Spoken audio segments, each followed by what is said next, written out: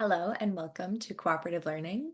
My name is Mika Pedro, and I will be introducing or teaching you more about the cooperative learning method. So to start off, I would like you to just close your eyes and picture a classroom where students are the teachers. What do you see them doing? How are they successful? Are they successful? What do you imagine when you think about your students as teachers? I'll give you a few seconds to visualize that.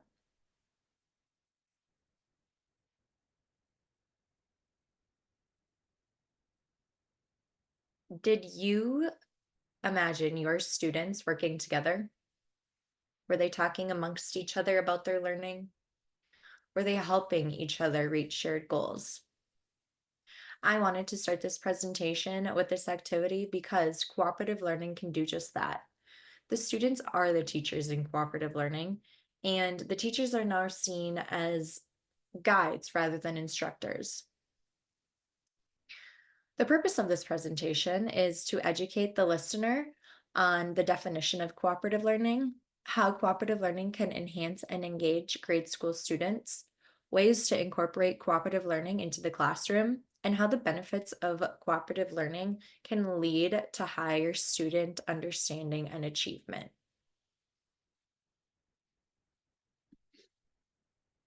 My question is, how can using the cooperative learning method enhance primary students' overall learning? Why I chose this question, when I was thinking about what I wanted to do my capstone on, I did a little bit of research, and finding the cooperative learning method really sparked my interest just because it is different than the traditional method that most of us grew up using, which is where the students are lectured by the teacher for majority of their school day. To me, when I found this, it just kind of right off the bat, this type of learning style seemed more meaningful in students' educational career and life after school, and even in their futures. It gives them skills that they can use for the rest of their lives in their jobs and just overall in general. And I also think that cooperative learning is important and should be shared because it can be used throughout every subject area and in all classrooms, whether that means you are in a special education classroom or if you're in a general education classroom or an intervention classroom, it can be used throughout all genres of school. So in this presentation, I will answer that question as well as provide research-based practices to justify the information presented. So what is cooperative learning? Cooperative learning was born from focusing on the positive aspects rather than the negative of social learning, while finding the best method to make social learning successful. Johnson & Johnson are from Minnesota, and they are the founding fathers of cooperative learning. They state cooperative learning is the instructional use of small groups through which students work together to maximize their own and each other's learning. Social learning is extremely important because it allows for higher retention and engagement. It increases collaboration and social skills, which are both extremely important for students' life in school as well as their future positions. All in all, it strengthens skills and prepares students for the rest of their lives. Here's a picture of what cooperative learning may look like in a classroom. The importance of cooperative learning to the educational community, there are a ton of important things that cooperative learning can offer. For one, teachers turn from a person of power to a guide for learning events or sort of a resource person. It also encourages students of all levels to work together toward a common goal. It focuses more on student needs and their teaching styles that work for them personally.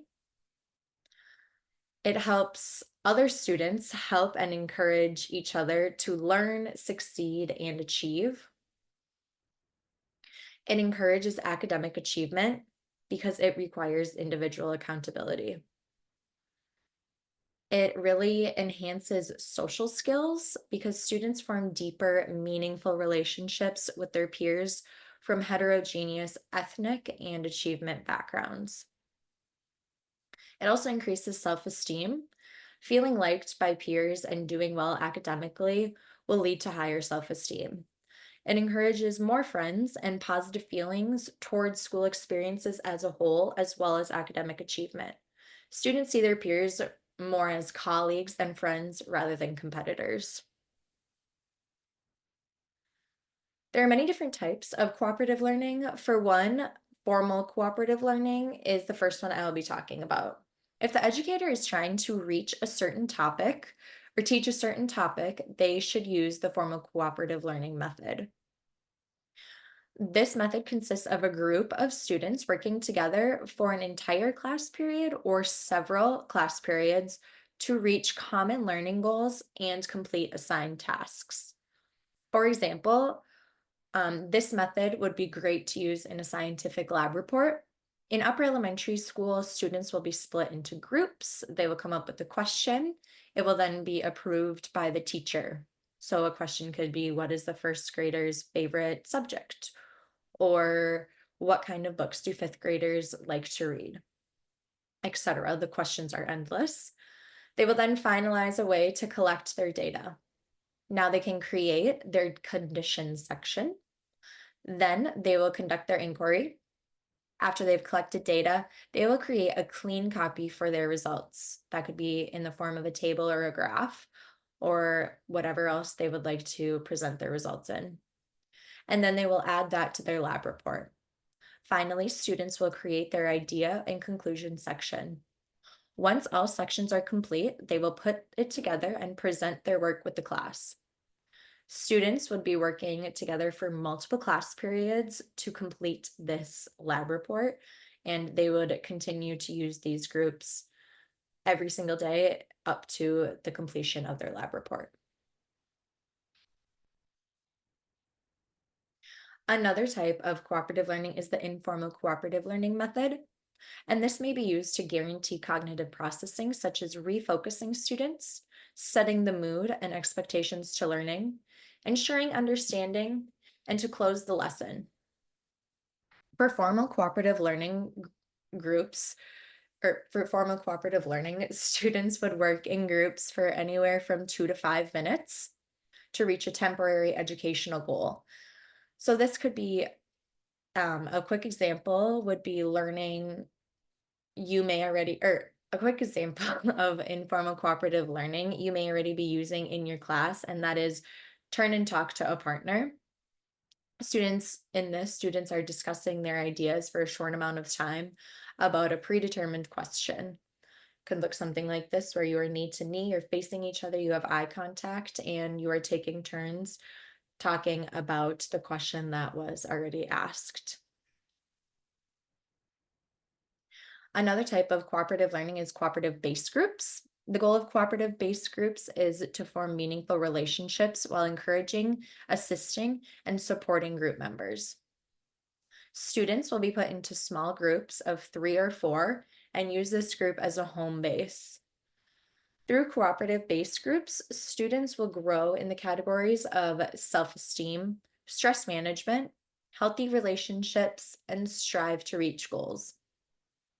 Cooperative-based groups meet daily in elementary school and whenever the class meets in secondary education. These groups are permanent and stay anywhere from a year to several years. So if you jump up a grade with your second grade class and you're going with them to third grade, you can continue to use those base groups. An example of a base group is a homeroom in secondary education, where the teacher meets with a large number of students. And I think of a cooperative base group kind of as a school support system. So this is your group that you would go to ask questions, to share your feelings, your concerns, or just comments in general. It's kind of just like a little family group. In order for cooperative learning to be successful and work, the following elements must be in place, and these are known as the essential elements.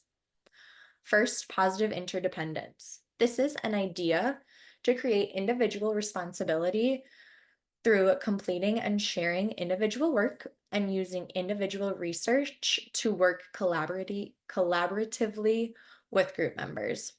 All in all, the group cannot be successful unless all members in the group are successful. Individual accountability.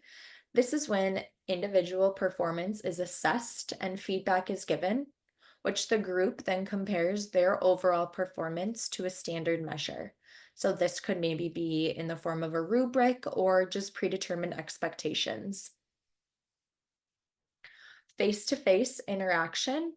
This is when individual group members work to encourage and build off each other's contributions to accomplish goals. They are in person or they could be on Zoom as long as you are face to face and talking in real time, face to face interaction is happening. Small group sizes. Research suggests that groups should consist of 2 to 4 members for cooperative learning. Of course, it doesn't have to be specifically 2 to 4. It can be 5 or maybe 6, but 6 is getting a little too big. Active social skills. These include, but are not limited to, getting to know and trust each other, accurate and meaningful communication, accepting and supporting one another, and constructively resolving conflicts. Finally, effective group processing. This happens when members reflect on what was helpful and what was not so helpful, as well as making decisions on what to continue and or change within their group. There are various ways to incorporate cooperative learning into the classroom. Through research, I have found some that have been suggested. First is task specialization. This gives students responsibility for different parts of an assignment. This method focuses on engaging topics, so students are able to elaborate and gain a deeper understanding. This would be a great place to use student interests in your classroom. Grades are based on group performance. Therefore, students who want to succeed themselves will help and encourage their peers to do so as well. Groups who are exceptional and exceed pre-established criteria will receive a certificate, and this has been proven to be 88% effective in encouraging student work. An example of this would be an animal project, where one student is responsible for researching the animal's environment. Another is responsible for researching predators and prey, etc. They then will work together to create a final project and share the information they have learned. I kind of think of it as a puzzle piece where each group member is going and finding their own information and they're coming back together to present that information as a whole. The jigsaw method is where it assigns each student in the group to a topic of study. The students then meet with students of other groups to discuss their same topic, and then they will go back to their original groups and present their learning to their own group members. This one can be a little confusing, so I thought this visual here is really helpful. Here they have their home group, and there will be different home groups, and then all of the blue members from each home group will go and talk about their topic. All of the red members will go, all of the yellow members and green members will go, and then one of each color will go back to their home group and explain what they have learned about their topic. So this could be used in math to explore different methods to solve the problem. One group could be using manipulatives, one could work with number sense, one could work with problem solving, and one could work with a different method of solving. And then they would go back to their base group and explain how each method can be used in math for that specific problem. Group investigation method suggests the whole class learns the overheard topic. Students will then divide their topic within the assigned group, investigate and learn about the topic, and then finally present the topic and discoveries with the rest of the class. So, an example of group investigation would be the class as a whole studying the rainforest. And then one group would go and study the habitats of the rainforest. Another group would go and focus on predators of the rainforest or predators in the rainforest. Another group would go and focus on locations where rainforests can be found. And then another group would focus on maybe deforestation. They would do their research and find out more information about each of those topics, and then they would come back and share their research with the class to deepen the understanding of rainforests as a whole. Cooperative learning groups. This method starts by breaking students into diverse groups of 3 to 5 students that have an array of abilities as well as personalities. But for these cooperative learning groups, it is super important to receive student input of who they would like to work with. This way, students are satisfied in their groups and maximum outcomes would be reached. This is not necessarily saying that the students pick their groups, but as long as they have one person that they would like to work with, results have been shown that the outcomes will be much greater than if they don't have anybody that they would like to work with in their group.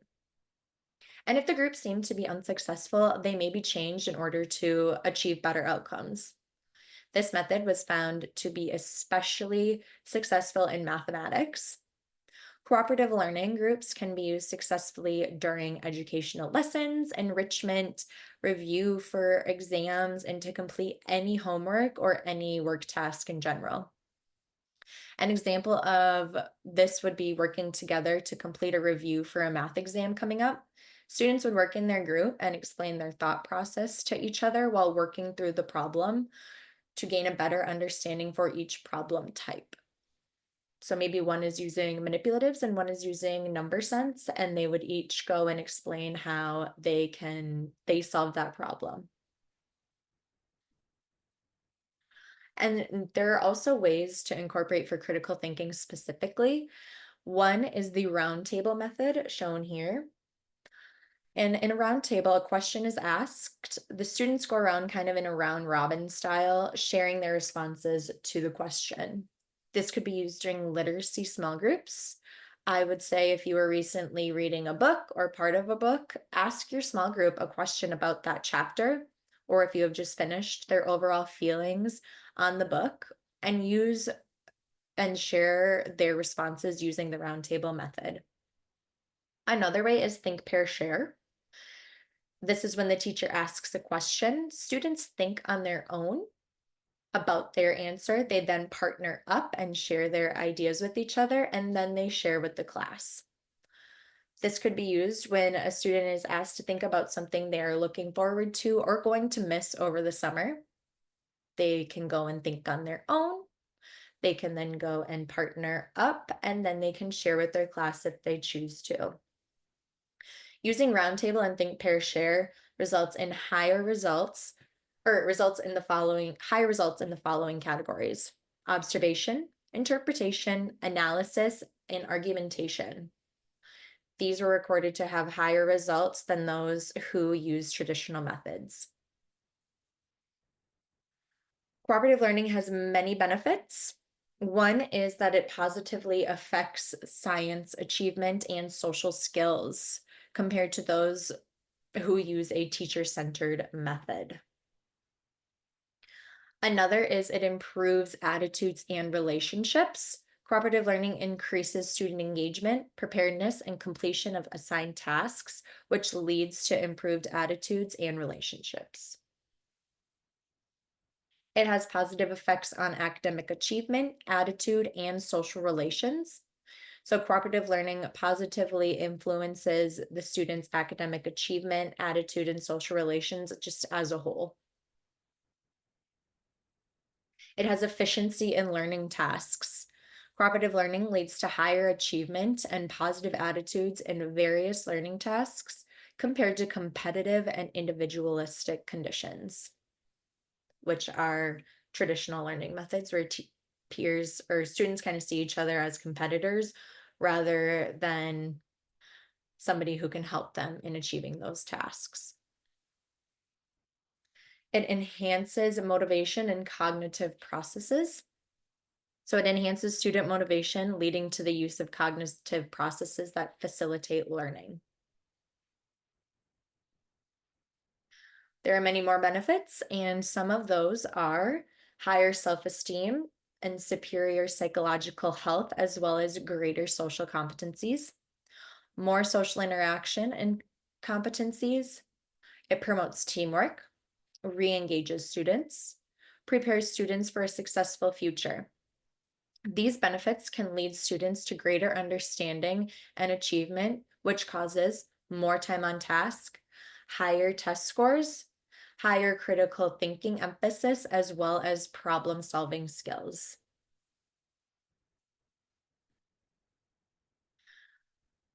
Cooperative learning with continued research and implementation can be a future format for achieving standard and creative goals in the classroom. Easy ways to start incorporating into your classroom would be using the think, pair, share method, or it is also known as the hand up, stand up, pair up method. During morning meeting, you can use this, or you can use this as a topic generator for writing. With think, pair, share, students are given the opportunity to get up and move around the classroom, as well as discuss the question that was asked. This can be used as in math as well.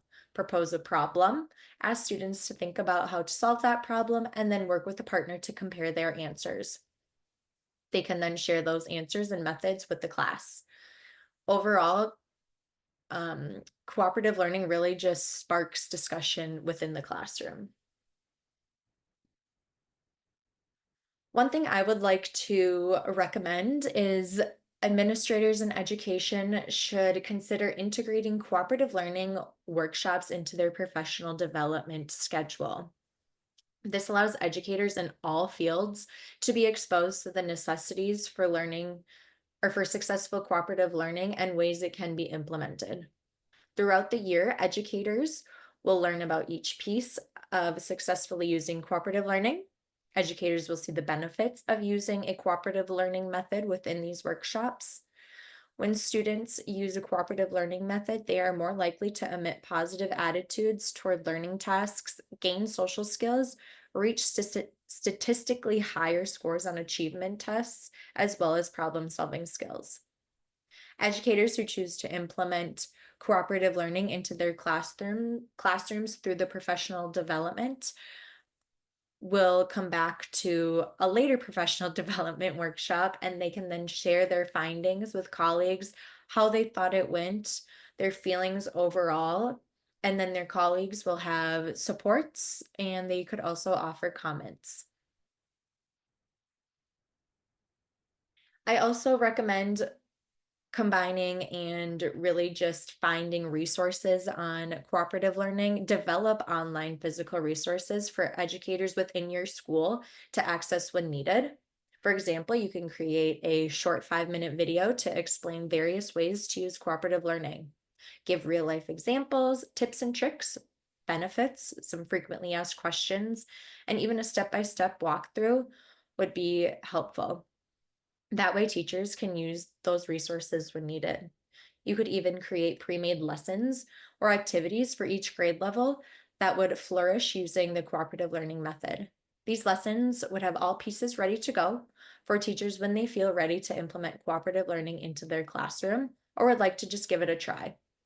Lessons and resources could be kept in a place where they are accessible to all educators. Maybe you keep it in the office or in the supply cabinet where teachers can go and just pull it and use it in their classroom when they would like. Another great resource is Kagan Online, and they have a ton of resources to browse as well. This is what Kagan Online looks like.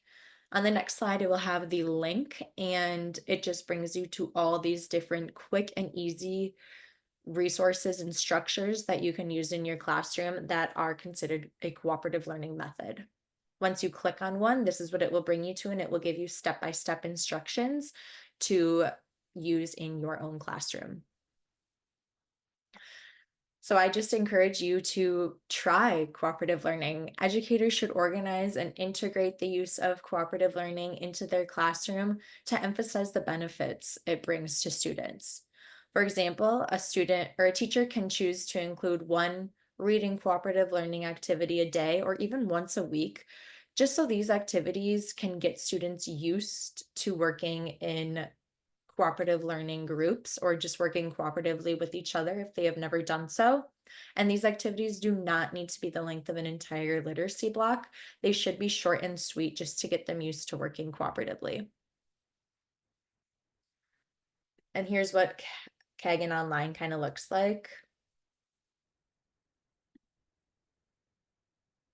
Thank you for watching. I hope that this presentation was able to educate whoever is listening on the definition of cooperative learning, how cooperative learning can enhance and engage grade school students, ways that you can incorporate cooperative learning into the classroom, and how the benefits of cooperative learning can lead to higher student understanding and achievement. From the information provided in the presentation, it can be assumed that using a structured cooperative learning environment within the classroom is predicted to positively enhance the learning of students and better prepare them for their future. It is said using cooperative learning methods results in heightened student understanding and growth. Existing research has shown various ways to implement and use cooperative learning in the classroom. Research has also focused on outcomes, showing higher student engagement and achievement in the classroom when using the cooperative learning method compared to those using a traditional learning method. With limited research exposing how many teachers across the world are aware and or are using the cooperative learning method, it is difficult to know if students are receiving the enhancements of a cooperative learning method. Thus, educators should be aware of benefits that take place when using the cooperative learning method so they can better prepare their students for their futures. This is the goal of all teachers, and I hope that you will try to use the cooperative learning method in your classroom so your students will be prepared for the rest of their educational career and their future career outside of school. Thank you.